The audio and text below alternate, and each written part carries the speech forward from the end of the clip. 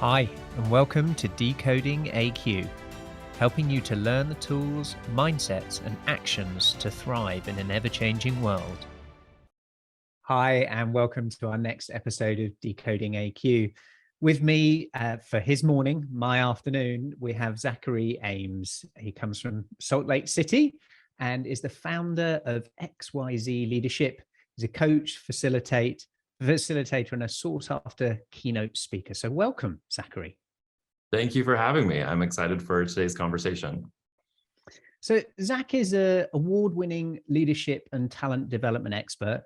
He's got over 15 years of experience in everything from startups to Fortune 500 and some global private companies where he's held some really senior leadership roles, and many real challenges that have existed, I doubt he hasn't faced.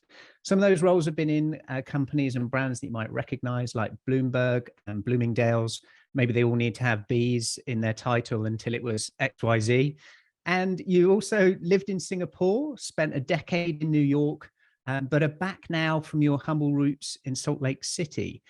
So that whole kind of ability to bring this global approach, but with sort of localized sensibility in the way in which you help reorganize entire business units, develop enterprise-wide leadership curriculum, and rolled out a global diversity initiatives and coached all sorts of people from all sorts of backgrounds. So before we get into that, I'm just curious, what actually took you to Singapore, Zach? Yeah, so I was with Bloomberg at the time.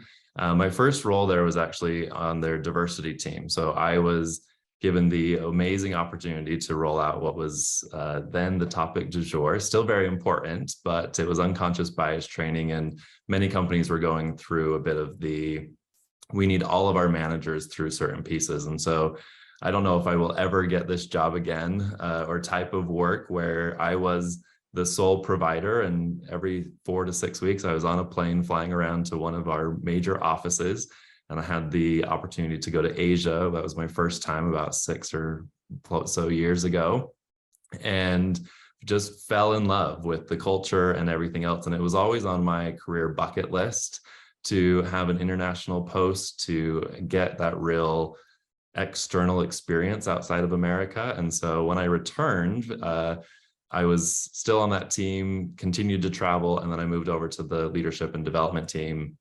And that was my first conversation with my new manager at my end of year review. Was I want all the feedback, I want all the opportunities to help me be in a position to be a candidate, right, for a role if anything should ever open up, and never knowing what that timeline would be, right? There's very few positions there, and I just got super lucky to have voiced what I wanted, but also in the right time, right place and experience. And a position, 2 positions actually opened in 5 days, and they called me into a conference room and said, "Do you still want to go back?" And I just said, "Yes, absolutely." And was very fortunate to have incredible support from my own leadership team to support me going.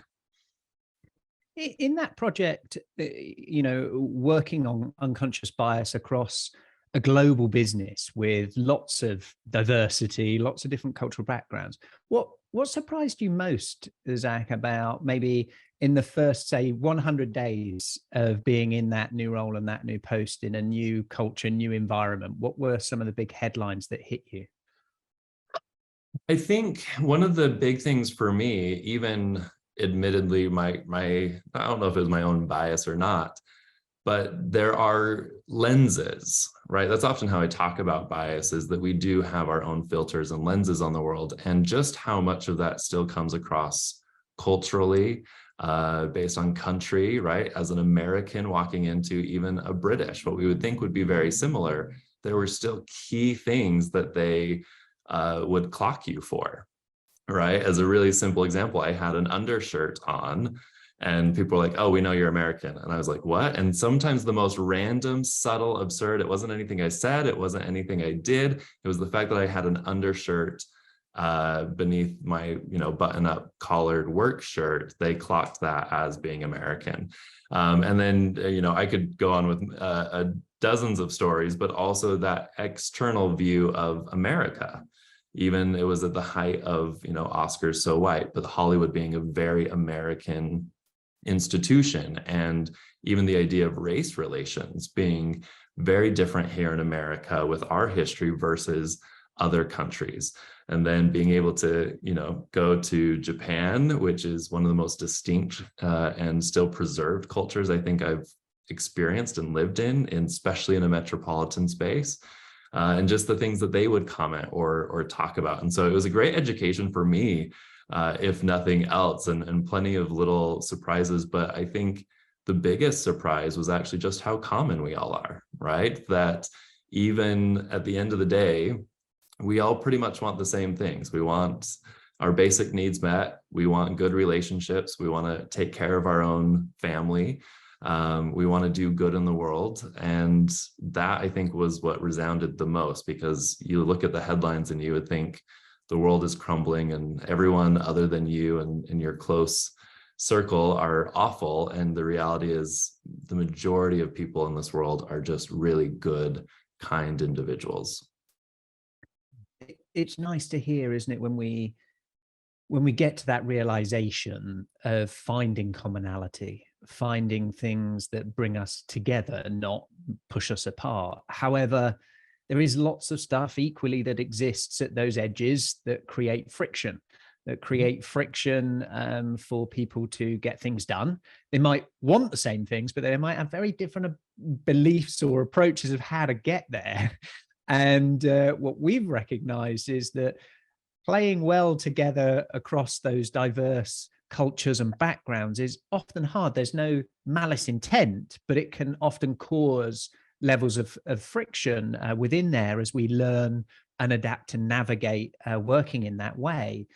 And in the sort of complexity of rolling those things out, does it become so vanilla because you've got to apply everywhere and common, or were you able to really deal with it, as you've often written about, of that localized sensibility? How did you balance that kind of challenge?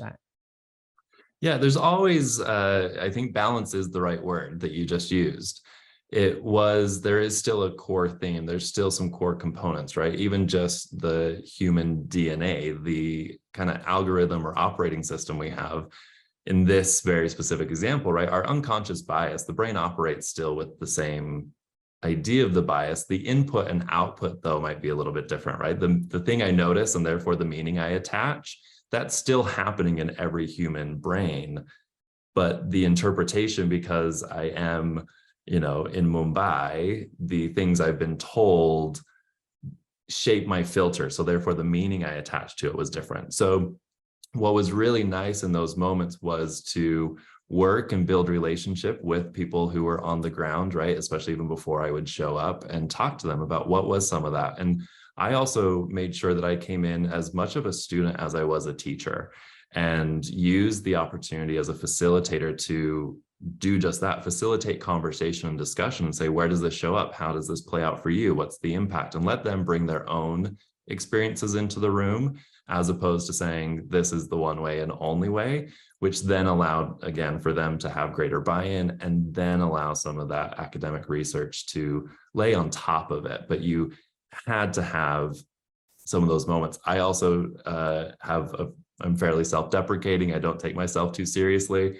So it was also nice to, pretty much everywhere I went, there was some story within the 24 hours of my landing in that city that probably was an example of me going, hey, I'm a 6'5" blonde American in this location. Here's something that happened, even this morning trying to get coffee, and everyone would have a good laugh, and we were able to, level the playing field a little bit. Was there something that in that journey of things that you went with your own, the language unconscious bias, and a level of belief around something, an education in what you held to be the right approach or the way to do something, that even with being someone who's, humble and able to be a student, that you found difficult when you got new data or new learnings for you to adapt your viewpoint? Were there any experiences like that? And if so, how did you deal with it? I think there's a couple of things there. So the most significant was actually, my full 3 or 4 years in Singapore.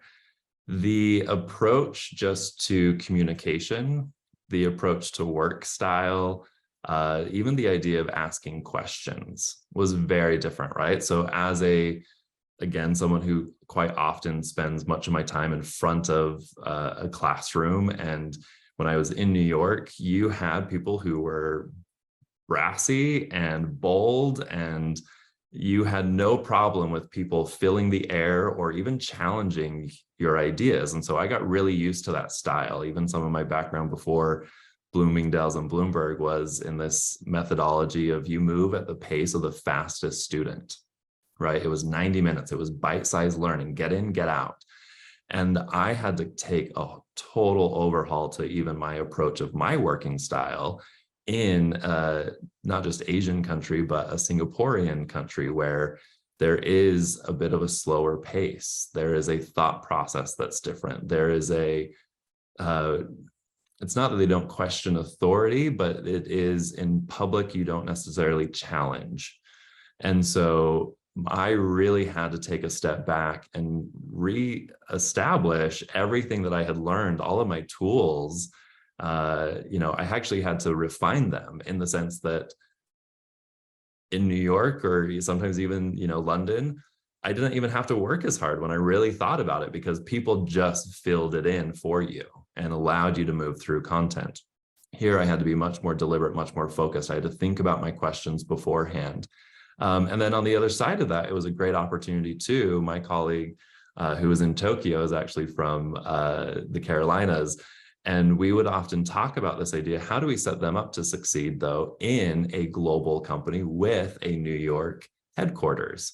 Because they were not getting the advancement opportunities or the leadership moments because of those biases from a Western view, that you needed to be extroverted and challenge and bold. And that was what was then deemed and given you your respect. It wasn't the humility that gave it.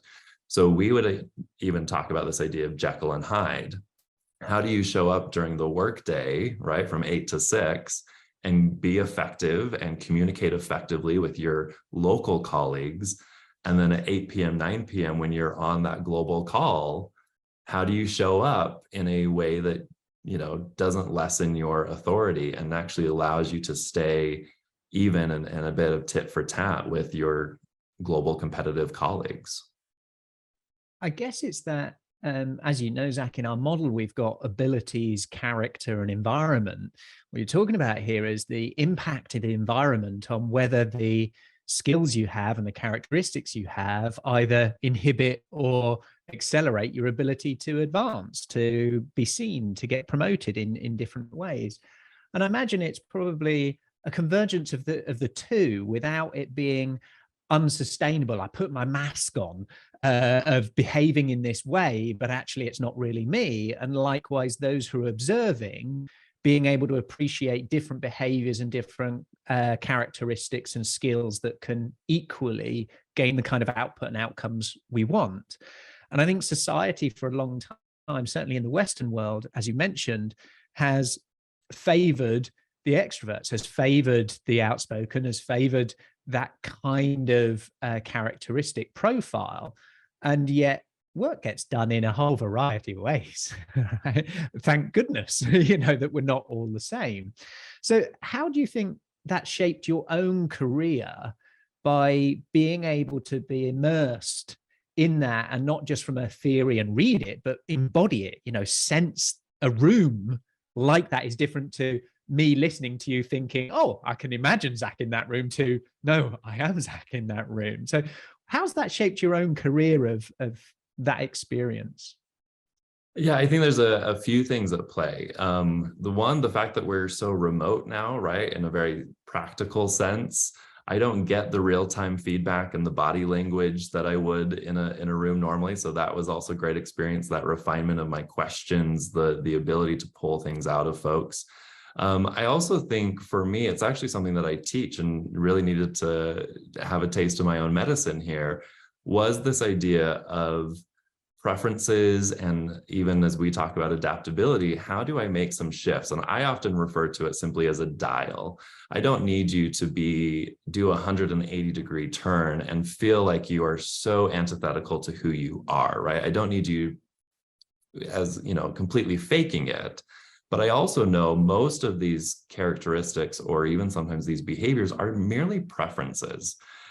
I'm uncomfortable speaking up. That doesn't mean you can't do it, right? That's not a character flaw. It's not a personality trait that I'm shy, I don't speak up. I have worked with and trained enough leaders to know the tools and tactics so that they build the confidence to start speaking up, right? And vice versa. The person who is so eager to speak, I've helped and trained them to ask a question or two questions before they give a statement, so they aren't controlling the room and dominating, right? It goes in both directions. And much of this, right, a very simple exercise, just write your name with your dominant hand and then switch the other hand. It doesn't mean you can't do it. It might not look good. It may be uncomfortable. It might feel awkward. But if you were to continue to write with your or less dominant hand 10 times every day before you get your morning coffee, you do that for a month. I bet if I were to ask you, you would describe it as a little bit more easy. It would be clearer. It would be more comfortable, right? It's just because we often don't do it enough that we think it's foreign. And the reality is it's just not practiced. That made me think of a few things, Zach, of this just not practiced. And I wonder if this is the reality we're actually beginning to experience with the convergence of all of these exponential technologies shifting how we go about doing work, is that we're just not practiced in some of those things. So for many leaders right now, it feels like coming to work, and what was before writing with our dominant hand is now we're trying to write with our non-dominant hand in a language that we don't know yet, and with an instrument that we haven't seen before. And the next day, it's all, something different again. And I think that's one of the challenges that we've been seeing for leaders that go to them for the advice or the answers or the wisdom or the experience I ain't got that now. And how do we hold space for others and ourselves in that kind of environment? So with you working with such diverse leaders and different people, you're part of Marshall Goldsmith's 100, at that cutting edge, what are some of the things you're seeing that helps leaders deal with that, if indeed you feel they're experiencing some of those things that I've just described? Yeah. It's interesting. I work this last year, I've done a lot of work with first-time leaders, and it is a pretty cliche, right, that we promote the person who is the expert in the space to start leading the other people, and yet their comfort zone, the thing they're most good at, is the execution. And so the biggest transition for many first-time leaders is, how do you, one, not do it yourself? Two, how do you not tell people how to do it? And three, actually help people really learn and process the process, right? And that often comes through a coaching approach, is typically my modality to help people. Is that, to me, I know is probably the most transformative skill I've ever gained, because there's the cliche, right? How are we comfortable with discomfort? That is the tool that gave it to me. I ask questions with confidence that I have no idea what the response is going to be, right? I'm not even leading the witness. I don't know where it's going to go. And this idea of discoverability and to find excitement and bringing pure curiosity to a situation and being rewarded, even again, chemically in our brains by the discovery versus what is often the fear of the unknown. And that simple mindset and paradigm shift is that we will figure this out, and then giving leaders the confidence that it sits in the questions. Their confidence comes through the discovery. The confidence comes through, then we have to double down on relationship, connectedness.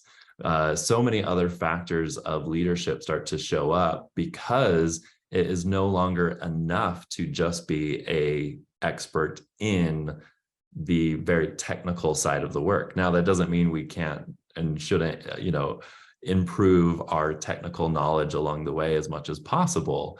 But these other things are really starting to come to the forefront as what is truly going to be the key factors, I think, of successful leaders in this next day and age. And, as we talk about the future of work, so much of it is technology. Everything I'm looking at or the people I'm having conversations with, it's actually going to be around relationship and communication, because the technology is eventually going to become ubiquitous and ever changing. But what isn't going to be there and what we have the most control over is, again, how do we navigate that when it continues to show up and continues to change? We are going to continue to look for leaders that we trust and believe and we want to support and follow. And I guess some of that boils down to not only the interrelationships with each other and our teams and organizations, but our relationship with ourselves, and our relationship with ourselves that, again, might corrode from past success. This is who I was. This is what got me here. I was an expert in execution. And now I might feel slightly different about myself and about what's going on, to then how do I then show up in a way that allows me to perform when I don't even necessarily know what performance is in that new playing field. So that's one kind of element, and your modality of saying, coaching, showing up to help you with that. Do you foresee a future where everyone has access to a coach? Is that what is now needed in our type of environment that we are operating in work? Possibly. It's interesting. There are a lot of people right now playing in I think it's really exciting to be in the coaching space at the moment because there is so much possibility. There are, companies out there who are trying to democratize it and bring it down to the lowest levels within an organization. I know there's a few out there that right on new hire orientation, you are just told, here's this service. It's actually part of your benefits package, basically, that you have access to a coach, and that real-time coaching is valuable at all levels. It is no longer just reserved for the most senior folks. Now, that said, I think there's going to be this really interesting polarity that because there is access at the lowest levels, there is still always going to be value with the highest level. I think you will still have specialists and individuals who are experts who get profound results in a very direct way. So I don't know exactly what it's all going to look like, but people are playing at all levels. So people are moving up even higher in their scale and timeline and dollar amounts. There are conversations of, we're seeing this. I always laugh, and my mind's going blank of the name. I think it may have been web therapy, right? Lisa Kudrow was actually doing a bit of a parody on these YouTube clips, being like, oh, what's the one thing that should not be digitized? And it was like, oh, therapy. And yet now, how many of us have telemedicine and a digital, coach or therapist? And there are people now, because of AI, we know the bulk of the questions, and there's quite a predictable pattern, even as a coach now, and enough practice. I had someone in a client discovery call the other day panicked about this career transition and the feelings and emotions that came up. And I was kind of chuckling to myself, being like, oh, this isn't new. This isn't uncommon. Like, I know exactly what this person's going through, and I will still provide, of course, very personalized nuance to it. And at the same time, it was a very predictable course of feelings and emotions based on this life moment. And so there are people who are talking about an app that could be coaching, that you put in the question and AI responds, and sculpts that for you. So there may be a world where everyone has access to it. But for the coaches out there listening, I also don't think it's a terrible moment that means we all have lost a job either. I think this goes across all industry, right? It's going to be the people who don't know about AI and don't know how to utilize it and partner with it, right? Instead of making it the enemy and that's going to take my job, the people who put their arm around it and say, let's figure this out together, or how do I leverage this, are the people who are going to go the farthest. It's an interesting one, isn't it? The perspective and belief. Is this something that I have to compete with, or I use as a superpower in my satchel? And that will, I guess, be down to elements of bias, unconsciously and conscious, of maybe past experiences, past beliefs. Just last week I was in London having a conversation with a really interesting startup all around mental health, improving mental health. And it was beautifully shot, high production value videos of the best in each of their fields, mixed. So think kind of masterclass sort of training, or you can learn to cook by Gordon Ramsay or whatever, from a mental health perspective, mixed in with then real life, real people's stories, some of which you would know. So they're not necessarily qualified, top scientists or medical professionals, but they are people you'd recognize. They might be actors or sports people, and they're talking about their experience of a given mental health issue. What's really beautiful about it is you can just ask it a question. It's actually called Jack, J-A-A-Q, just ask a question. You put that in and it finds a clip related to that. What is depression? And it will go to the element of the video within something that is a professor from Stanford talking about what is depression. And it was just a really interesting conversation. And I said, well, have you ever thought about building in elements of, if it's not a question you didn't know was being asked, or you wanted to cross between the generic answer and the answer for Zach or Ross, how might you use technology for that? Oh no, people won't want that because that's, a sense of deep fakes, all of these pieces. And I thought, well, that is brilliant that you know where your lane is, where you want to be, where you want to own for you and your piece, and own that piece. Whereas there's other areas people may have deeper relationships with a piece of technology in part of a CBT therapy program than they would with a human being, not judged. And you'll, I think, have a future of choice, that we give more access, and I can choose, I want a session with Zach, or I want a session with Digital Bot 745, whatever that may be. And I enjoy that paradox and that opportunity for humanity to explore how that might help when people need help and need support. I would go a bit further. I think the big opportunity is actually the blend, right? And we talk about that even in corporate spaces, of blended learning being, all right, here is, go watch this TED Talk, or go, whatever it is, this kind of stock and standard that we have. And then the customization is in the classroom. Maybe that's once a month, but there's the pieces in between. And you could imagine a future where I still have a client that maybe I do meet with every 2 weeks or something. But when they have that moment and they're kind of spiraling, how amazing to be able to jump on and text something with AI and get some coaching and be like, okay, what's the tool or strategy for this? And whether that's because of my methodology or someone else's, or it's more universal, but it helps them through the moment when they can't access me because of a quick text message, because I'm recording a podcast, or I'm giving a keynote, or I'm doing any of these other things, right? So that ability to still get real-time support. But my bigger one as well there is, my goal often, at least in this very specific space, is I don't want my clients to be working with me in 6 years. Right? If that's the case, we have to be very clear the parameters of why they are. And it's probably just like some tune-up and maintenance and some basics. But if you have not figured out how to move yourself and coach yourself through those experiences, I failed as your coach to help you learn and grow, right? You should always be leveling up. And so I think that's the other piece, is eventually there's this fine balance of how do we allow the training wheels to come off in some of this. And then some of it is, well, even Tiger Woods had a coach who taught him how to completely redo his swing, right? Every great Olympian, or, it's a cliche of an analogy, but they will all have coaches, and they will always have coaches. There's always something to improve. So I think there is this balance of, okay, just how much is the dependence on these tools or these devices and what are the ultimate goals you're aiming for, and we, you know, renegotiation sometimes of these relationships. Yeah.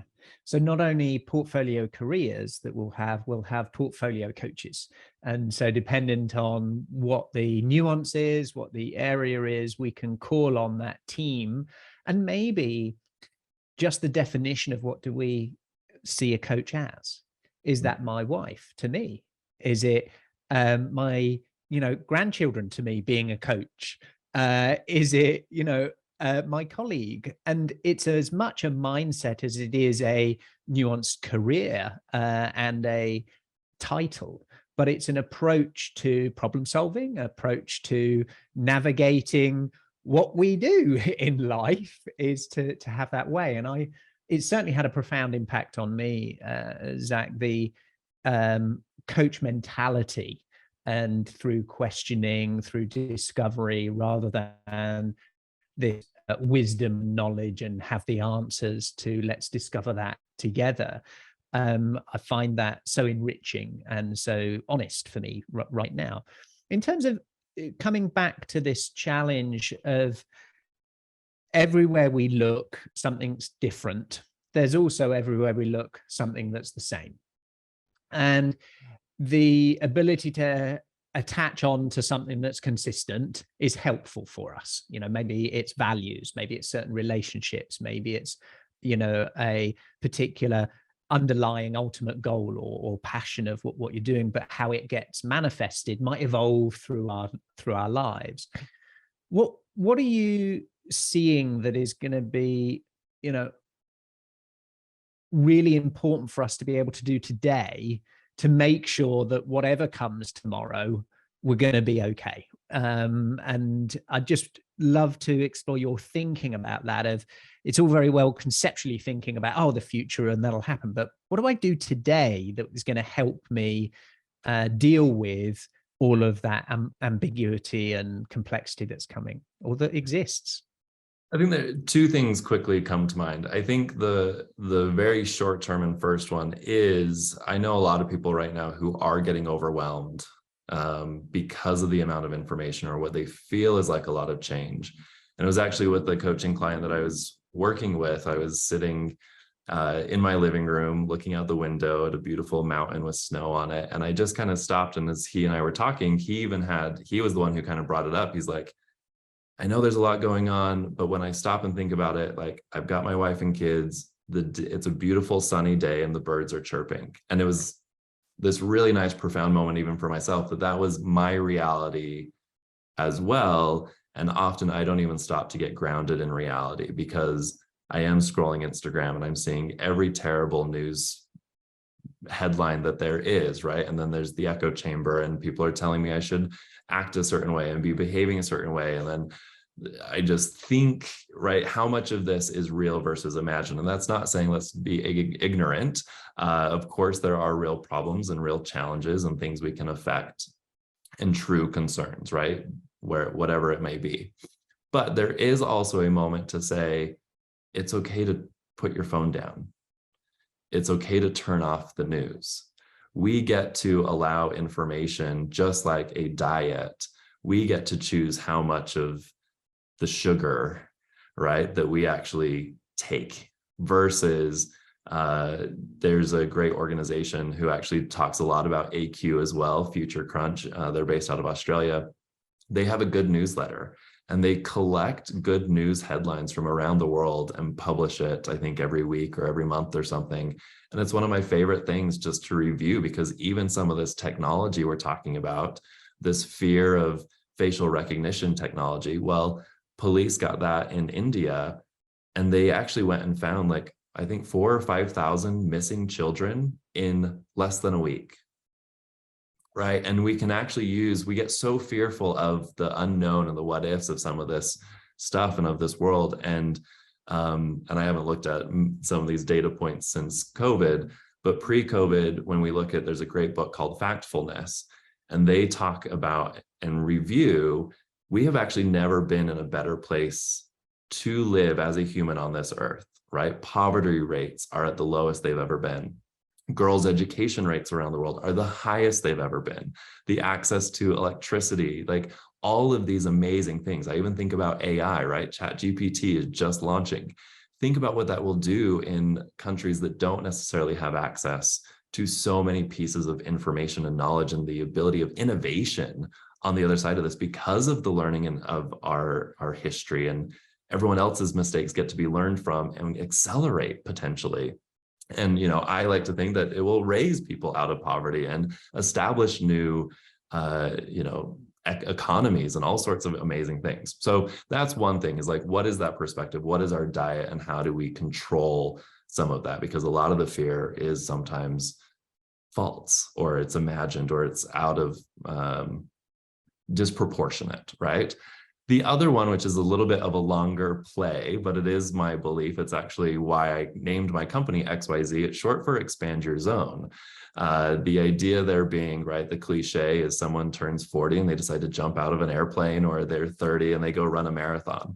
And I have found in many of these moments when people try to do something big and bold in their life, they often still revert back to their normal practices. It doesn't actually latch and become a lesson learned for something else. So we will often step out of our comfort zone, but my goal is, how do I actually bump up against that, right? As Brene Brown talks about, that's often those vulnerability lines, and actually push past it and stay within that discomfort, move and make that space bigger, so that when I am faced with something that's ambiguous tomorrow or in a year from now, I can look back and be like, oh, you know what? I did live in Singapore by myself during a pandemic. Like, I know I don't need the academic view of resilience. I can go back and be like, okay, what did I learn? What was important to me? How did I manage through that? So the next time I'm in a very uncomfortable, difficult position, it's not novel, right? I think that's the other piece, to your point, of our brain likes consistency, and amidst the change, sometimes the consistency can come from the trust of our own past experiences, that I have the tools to figure out what I don't know. And that again goes back to even that coaching methodology, is that pure curiosity. It's kind of the reverse. So for myself, I've actually made this a practice most of my adult life. I still treat most of my fall and spring almost like semesters at university. And I try to find a new thing to learn, just to make myself uncomfortable and to remind myself what it is like to learn and try something out. So right now I'm in a pottery class. For my birthday, I treated myself to skiing lessons, even though I've been skiing for years. When I was in New York, I was doing improv, and I tried stand-up comedy, which is the most terrifying thing I've ever done in my life. But the fact that I've gotten on a stage and gotten no laughs in a black box basement theater in New York City, guess what? I'm happy to go and stand up in front of a room within a corporate space and talk about things that I actually know, right? So that would be my other piece, is like, how do you find moments to put yourself in safety but on discomfort, so that when the future comes and you don't know what you're doing, you've got a backlog and a much broader field to pull from, right? We talk about this even in careers. We will take someone from sales and put them in marketing and then into operations, so that they get a better, more full rounded view of the business. They will make you a better, even if you go back to the sales department, you're going to be better at sales because you know the back end of so many other pieces. So it's the consciousness of our data diet. So what information are we consuming? And, you know, the books, Factfulness, a lot of Peter Diamandis's work around, you know, he also has a very similar piece about looking for the positive news, and you can subscribe to various news channels that is actually AI led, that goes out, finds these things, because there is so much of it out there. But our normal diet, normal news, I say normal, a lot of what sells is actually the negative. Absolutely. And we have to outweigh that in order to just readjust and have perspective. And remember, even with all of what you just mentioned and talked about, all of this great access to technology, to GPT, to AI, to all these things, there's still half the population aren't connected to the internet. Just imagine what will happen, what will be created, what will be evolved, what new models of ideas and things will happen as that comes on stream. So the curation of our data diet is going to be one helpful thing to enable us to navigate successfully tomorrow. And the second part that you mentioned was about building and flexing our continual muscles of learning and curiosity to do things that feel awkward, feel different, are not the normal, helps us then normalize those senses and those feelings that might get us tense, might make us sweat, might us cognitively just go into a shell to look and explore that there might be alternatives. In a work context, you then mentioned you can shift people from roles to try and build that. I'm working with an agency at the moment, a part of the UN, where that has just happened, Zach. So a lot of the senior positions have all been what you could describe as, okay, let's get the board game out with all the pieces and just chuck them and see where they land, mix people up. And that can be exciting for some, incredibly destabilizing for others. And then you might throw in other elements of a mandate shift from what they've been used to. So years and years of you just execute.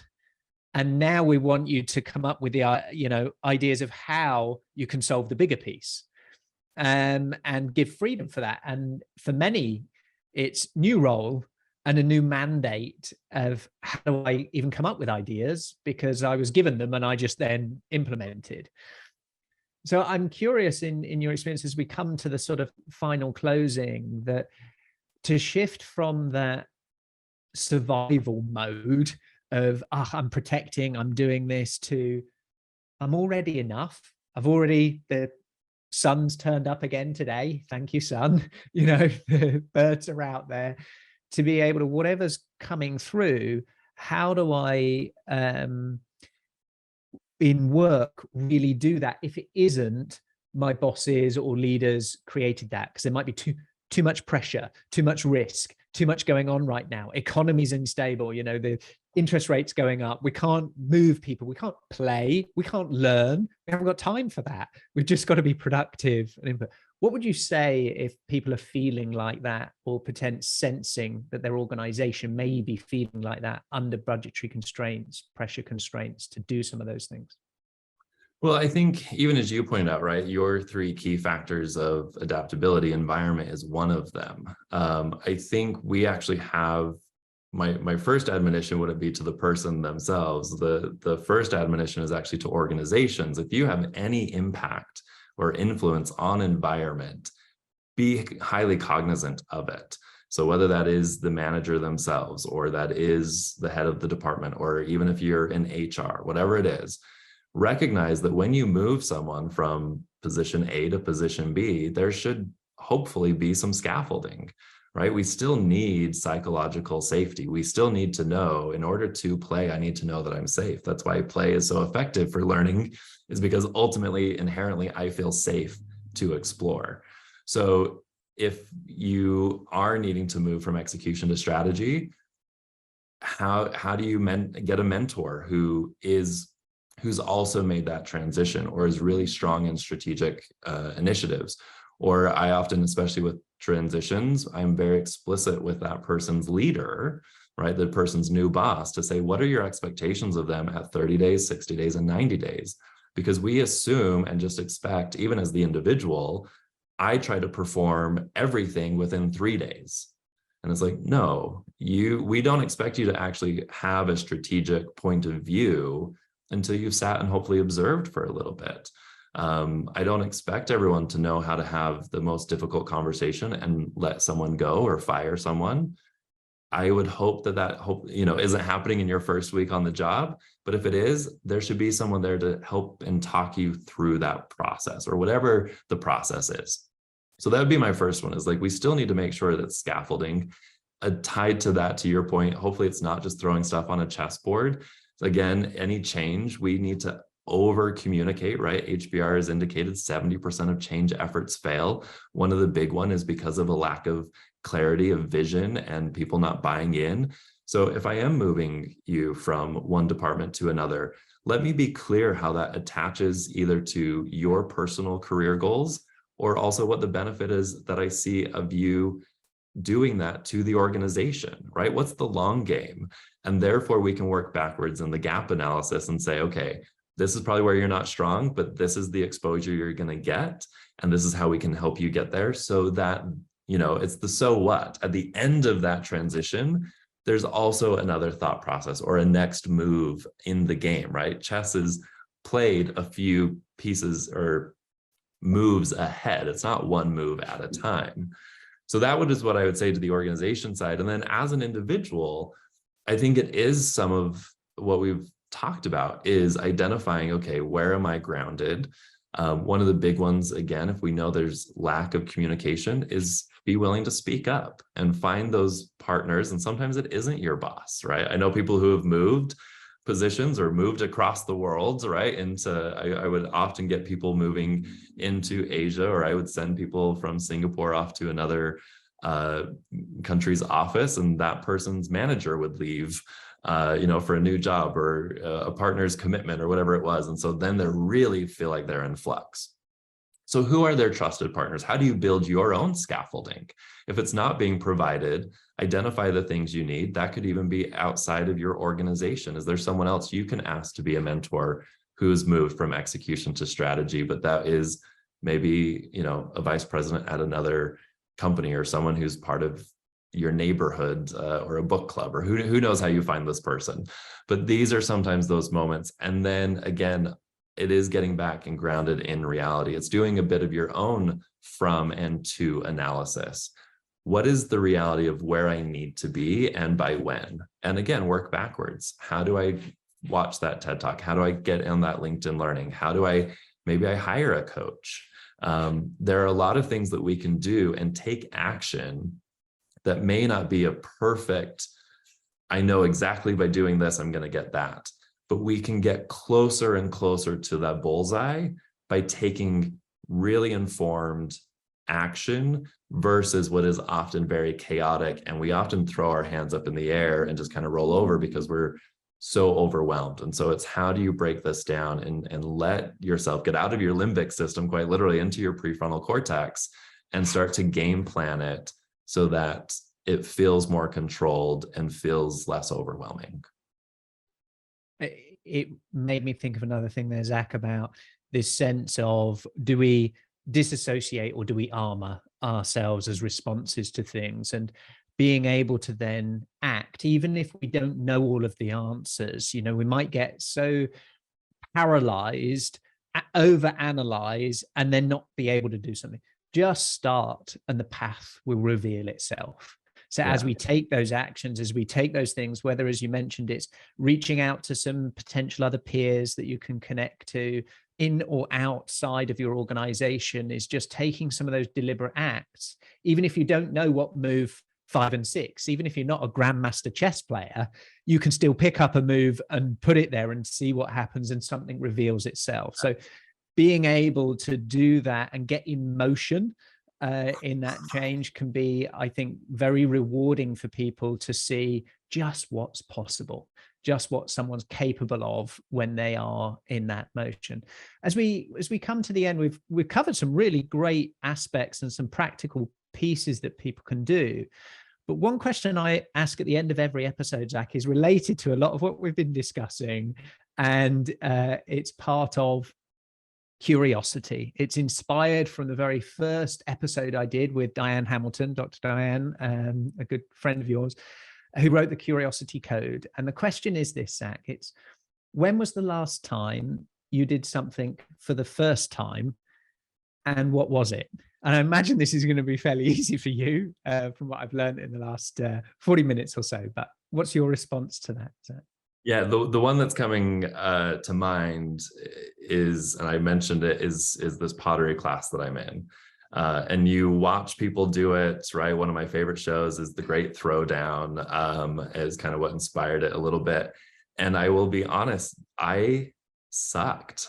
Like my first couple classes, like I could not understand and comprehend why my brain and my hands were not communicating. I could not throw the most simple form. And it's funny, I actually kept it. So a lot of people, my colleagues, and we even joked like, oh, this is why so many high school kids, their parents all have ashtrays, even though they don't smoke, because that's what every bowl turns into, is just an ashtray. So you can't get the form up. You can't build the walls high enough. And there are really terrible pieces of ceramic that I've kept in my kitchen very intentionally to remind me of this. And there was one day I just remember, and at first it was really fun, right? I used even everything I've just said on this podcast. Like I brought curiosity and it was fun, and I was celebrating failure, and I was like listening to music, and I was with friends. And there was one day it was awful. I just got so frustrated, and I even just ended it. I said, today's not my day. But the thing that I think was most important was that I went back. Right. And I've now, again, from that point of how to be really curious about something that's brand new, is playing with different types of clays, playing with different things just off the wheel.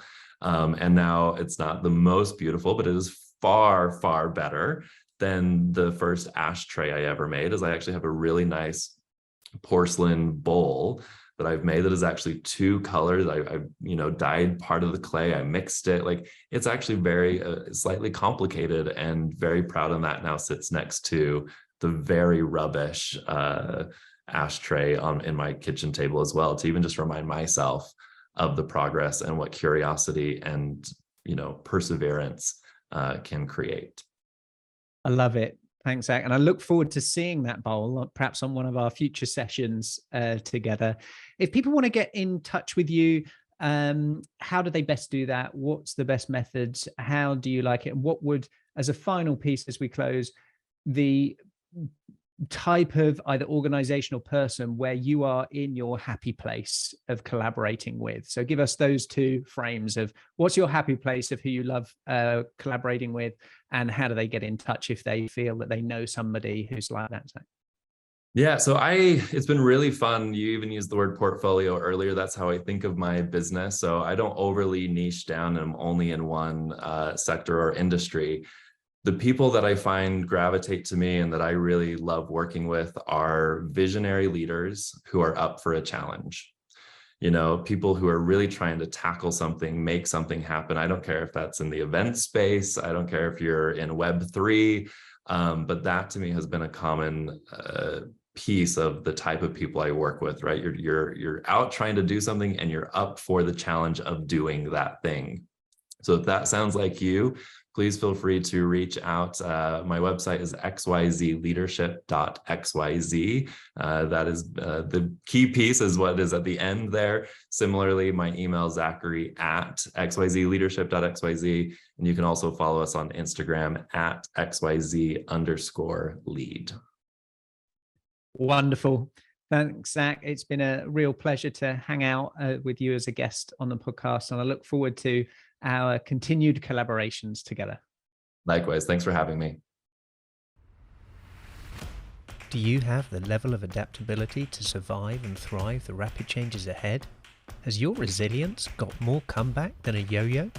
Do you have the ability to unlearn in order to reskill, upskill and break through? Find out today and uncover your adaptability profile and score, your AQ. Visit AQai.io to gain your personalized report across 15 scientifically validated dimensions of adaptability. For a limited time, enter code PODCAST65 for a complimentary AQME assessment. AQai, transforming the way people, teams, and organizations navigate change. Thank you for listening to this episode of Decoding AQ. Please make sure you subscribe on your favorite podcast directory, and we'd love to hear your feedback. Please do leave a review, and be sure to tune in next time for more insights from our amazing guests.